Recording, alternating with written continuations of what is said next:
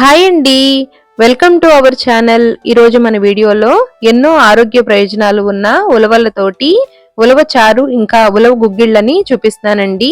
ప్రత్యేకంగా చలికాలంలోనే ఈ ఉలవలు తీసుకోవడం వలన శరీరం వెచ్చగా ఉంటుందండి, జీర్ణక్రియను మెరుగుపరుస్తుంది, ఇంకా బరువుని కూడా కంట్రోల్గా ఉంచుతుంది. ఇందులో ప్రోటీన్, ఐరన్, ఫైబర్, కాల్షియం చాలా ఎక్కువగా ఉంటాయండి.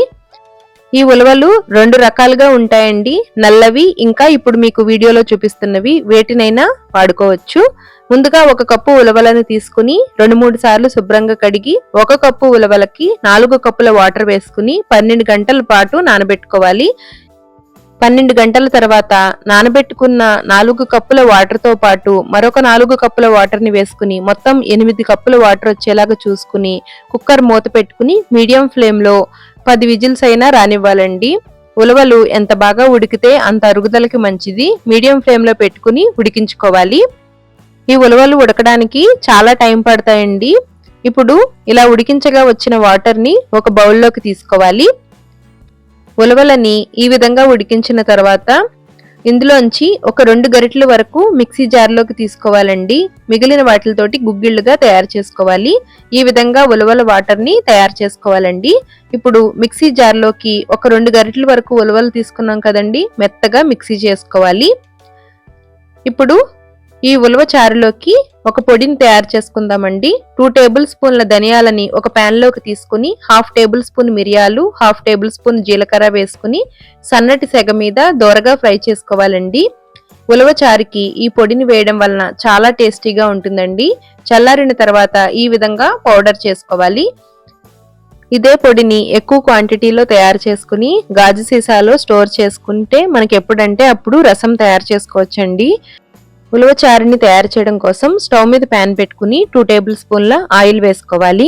ఆయిల్ వేడైన తర్వాత అన్నీ కూడా 1/2 టీ స్పూన్ చొప్పున మెంతులు, ఆవాలు, జీలకర్ర, ఒక 2 ఎండుమిర్చిని ముక్కలుగా తుంచి వేసుకోవాలండి.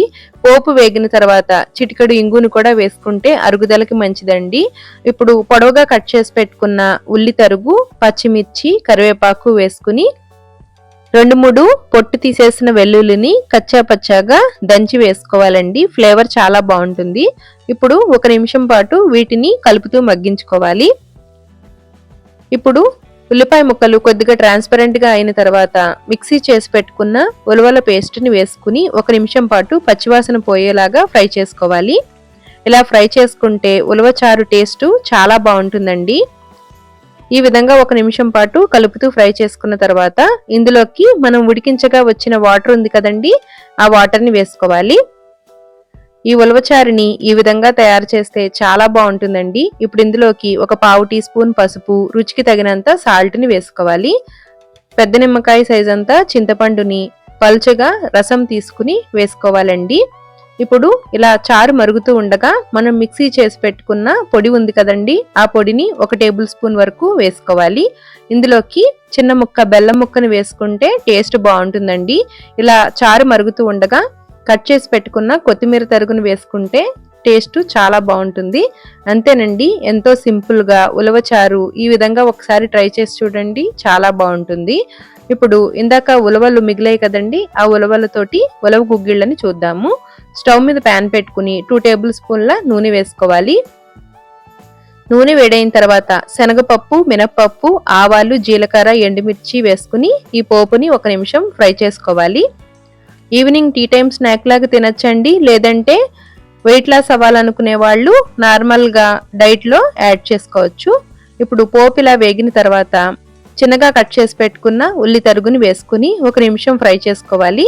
ఇప్పుడు పొడవుగా కట్ చేసి పెట్టుకున్న 2 పచ్చిమిర్చి, 2 రెమ్మల కరివేపాకు, ఒక 1/2 టీ స్పూన్ పసుపు, ఉలవ గుగ్గిళ్ళకి సరిపడినంత సాల్ట్ వేసుకుని కలుపుకోవాలి. ఉల్లిపాయ ముక్కలు కొద్దిగా ట్రాన్స్పరెంట్ గా మగ్గితే సరిపోతుందండి. తినేటప్పుడు క్రంచీగా ఉంటే బాగుంటాయి. మన ఛానల్లో ఉలవలతోటి చేసిన దోశలు కూడా ఉన్నాయి, ఒక్కసారి ఎండ్ స్క్రీన్ లో ఇస్తాను చూడండి. ఇప్పుడు ఉడికించి పెట్టుకున్న ఉలవలను వేసుకుని ఫ్రై చేసుకోవాలి. పైన కొద్దిగా నిమ్మరసం వేసుకుని ఈవినింగ్ టీ టైం స్నాక్ లాగా తింటే చాలా బాగుంటుందండి. 1 నిమిషం కలుపుతూ మగ్గించుకోవాలి. ఇందులో మీకు నచ్చితే పచ్చికారం వేసుకోవచ్చండి, లేదంటే స్కిప్ చేయొచ్చు. ఇప్పుడు చివరిగా కొద్దిగా కొత్తిమీర తరుగును వేసుకుని కలుపుకోవాలి.